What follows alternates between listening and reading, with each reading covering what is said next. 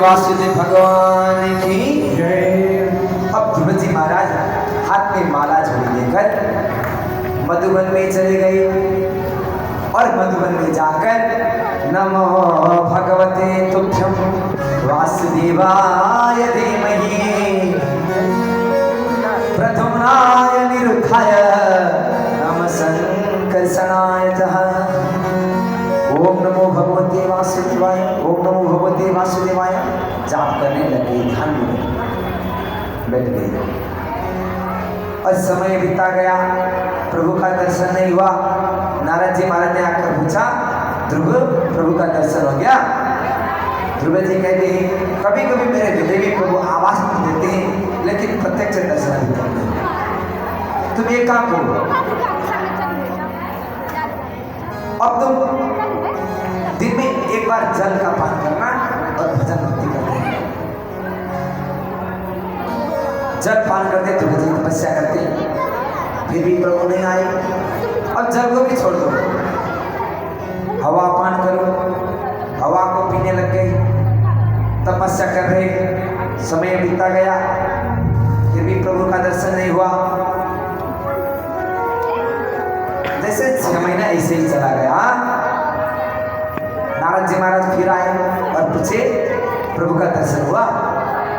नहीं गुरुदेव, प्रभु का दर्शन अभी तक तो नहीं हुआ, बस आवाज सुन रहा है।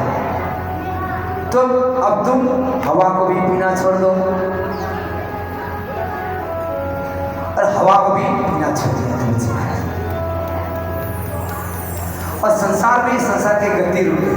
ध्रुव जी की तपस्या की प्रबलता से संसार की गति रुक गई। हवा ने अपनी गति को रोक दिया, पहाड़ों ने अपनी जो प्रकोप था वो प्रकोप रोक दिया, सूर्य की तेज कम हो गई, नदी ने बहना छोड़ दिया, वन्य जानवर चारण करने के लिए जाते थे, उनकी गति रुक गई। यानी कि स्वर्ग तक ध्रुव जी महाराज की तपस्या से इंद्र को भी काम पाना लगा। इंद्र भी डर गए और इंद्रदेव अपने देवों को लेकर ब्रह्मा जी के पास चले गए और ब्रह्मा जी ने देवों से कहा, नहीं देव, मेरे पास आने से समस्या का हल नहीं होगा, अब चलो भगवान विष्णु के पास। जैसे भगवान विष्णु के पास गए तो उन्होंने भगवान से कहा, प्रभु आप जाकर ध्रुव को दर्शन दीजिए, सृष्टि की गति रुक गई है।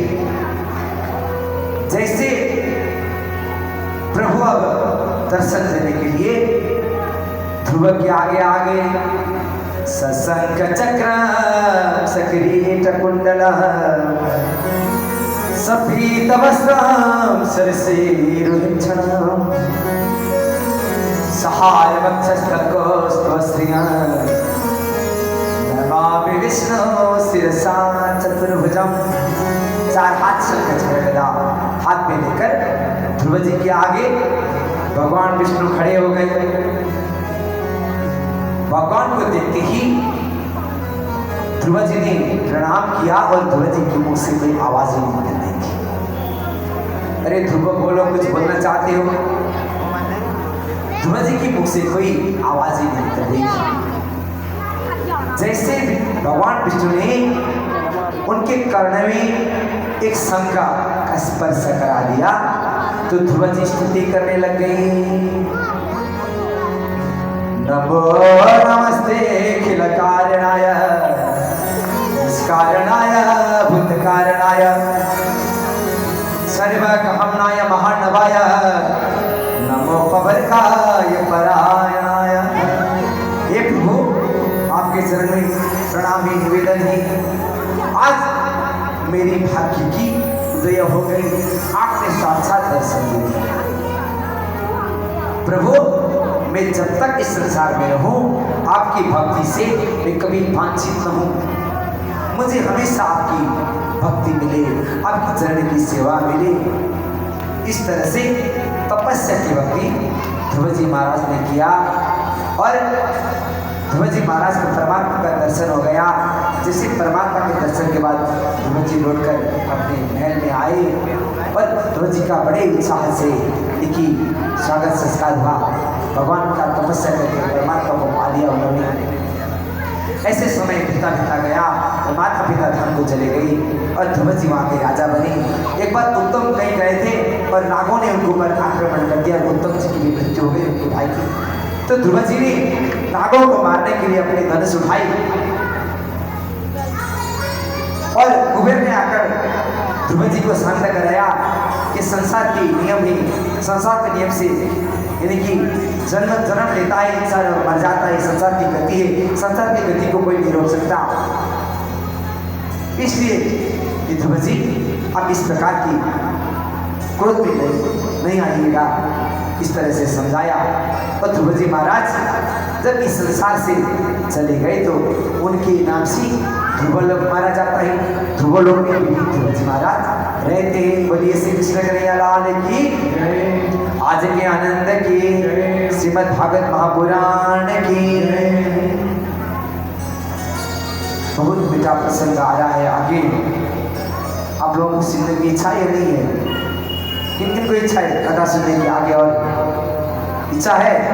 जिन जिन को इच्छा है हाथ खड़ा करना जरा। जिन जिन को इच्छा है हाथ खड़ा नहीं करना।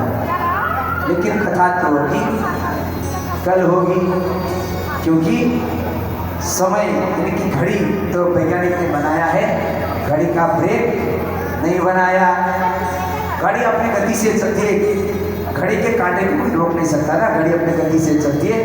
इसलिए कथा तो होगी पर कल होगी। बोलिए श्री कृष्ण कन्हैया लाल की, आज के आनंद की, श्रीमद् भागवत महापुराण की। आइए हमारे समुद्र के भाई बंधु एक भजन गाएंगे, उसके बाद आरती होगी। और एक बात मैं आप लोगों के सामने करने जा रहा हूँ। और जैसे श्रीमद् भागवत कथा का तृतीय दिवस की कथा संपन्न हो रही है और कल चौथी दिन की कथा होगी।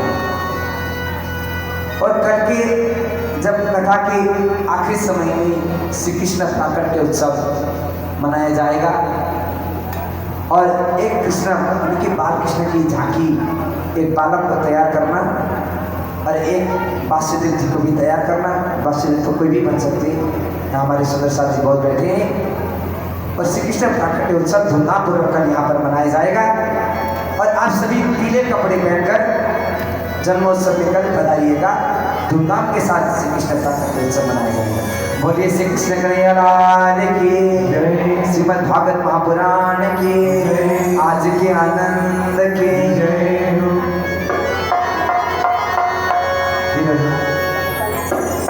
दिल में तुम भोले नाम की, दिल में तुम भोले नाम की, जरा ज्योति जगा के आएंगे आएंगे आएंगे मेरे बाबा जी, जरा बना के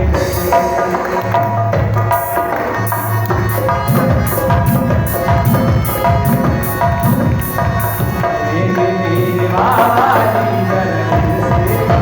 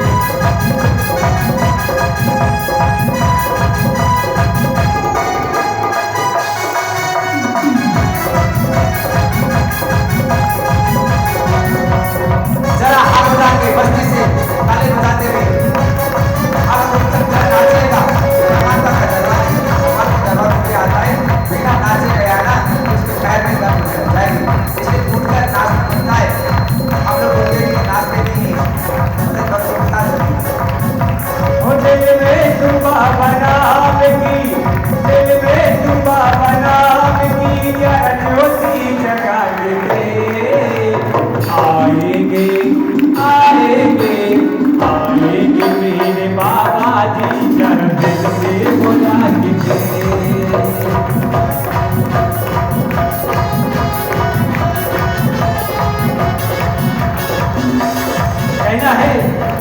कहा है कि बिना प्रकाश के उजाला हो नहीं सकता, बिना प्रकाश के उजाला हो नहीं सकता, और बिना दिल के दिलवाला हो नहीं सकता। और जो न बजाए बाबा के भजनों में ताली, वो बाबा का दीवाना हो नहीं सकता। इसलिए दोनों हाथ उठाएंगे कि दिल में तू बाबा हमें भी, हो दिल में तू बाबा हमें भी, जरा ज्योति जगा के आएंगे आएंगे आएंगे मेरे बाबा जी, जन्म से बुला के